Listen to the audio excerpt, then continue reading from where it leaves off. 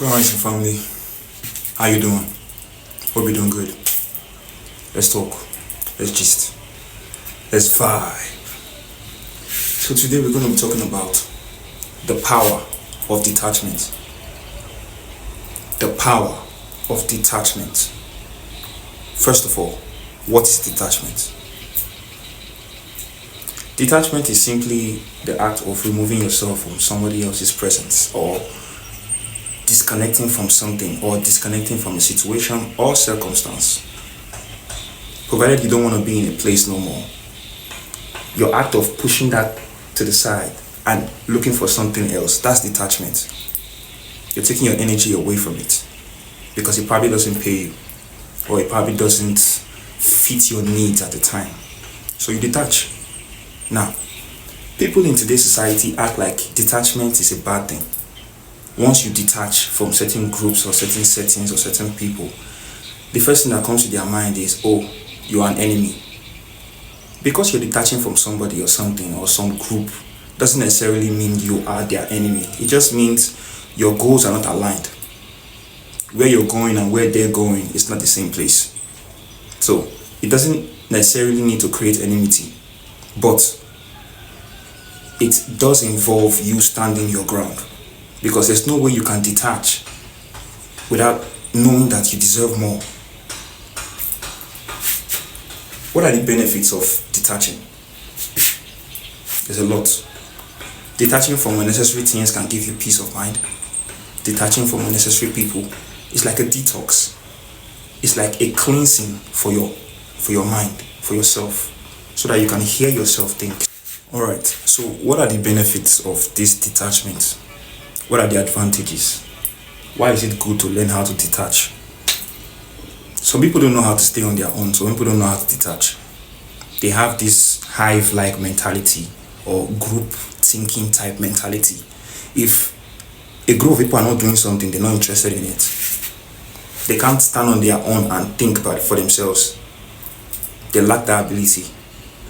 But it is something that we can all develop once you work hard at it, because it's something you have to work hard at. Or it's something that you just don't give a fuck. People are different. Some care too much, some care too little, some just don't care at all. Get in where you fit it, right? Right. So now, what are the benefits of this detachment? One, like I said before, to give you peace. Two, it will keep you in alignment, in the sense that it will not let what other people got going on affect what you got going on. It will make you capable of critical thinking, meaning you should be able to question the reason why you're involved in anything you're involved in. You're not doing something because somebody said, hey, help me do this thing, or do this thing for me. Imagine a bowl of fruits, and all the fruits there are healthy, they are shiny, they are looking very enticing, they are fine, they are fresh. Now, put a rotten fruit in the middle of all those fruits, give it a day or two, you'll notice something. The mold on the rotten fruits will begin to spread to the other fruits. Why? Because they're closely packed together.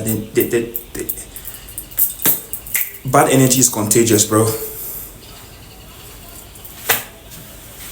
Negative energy, it can be transferred. So watch who you are bonding with, watch who you are, syncing with, watch who you are close to. Because it's very easy for them to infect you with that negativity. This pushes me to the disadvantages of detachment. People who don't know how to detach, what do they face? One, they face people who they get controlled by puppeteers. When I say puppeteers, I don't know if you know what I mean. I mean people who like to pull other people's strings, people who like to control. That's who they fall prey to, the narcissistic type of people. And in order to gain independence, they have to learn detachment. So this is a skill that everybody has to practice. Even as an entire continent, we need to practice detachment. You know why? Because it is this attachment we have for white supremacy that is keeping the continent in this state that it's in. Everybody feel like anything that is white is better. And it's not true. Because why? They don't know how to detach from that colonial mindset of slavery.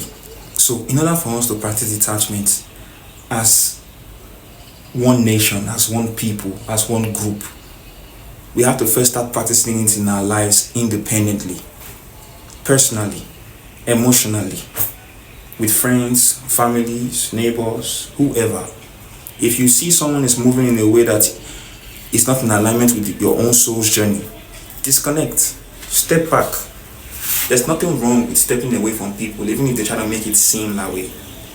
Because you're seeing something other people are not seeing yet, and before they see it, it might be too late. So, the lesson to learn here is detachment is an act of self-preservation. Detachment is it is a form of self-love. If you love yourself enough, you shouldn't be interested in trying to do what anybody else tells you. You should be independently strong, mentally fortified. You should be confident enough to know that where you're going, just like the way you came into this realm, you came alone, didn't you? When you're leaving, you're going to leave alone too. So there's no point being attached to people who do not share the same soul journey as you. They will always misunderstand you. They will try to make you over-explain yourself, and it might become stressful at the end of the day. So stick with your soul family. That means people who share the same ideologies as you. It becomes easier. Easier to maintain, easier to be, easier to exist. And you become happier because why? People of like minds are around you now. And why? Because you're not scared to be your authentic self. If you want like-minded people to be around you, the first thing you have to do is to be your authentic self. Because they can't come around what they don't know. The frequency you give off should be your own frequency, not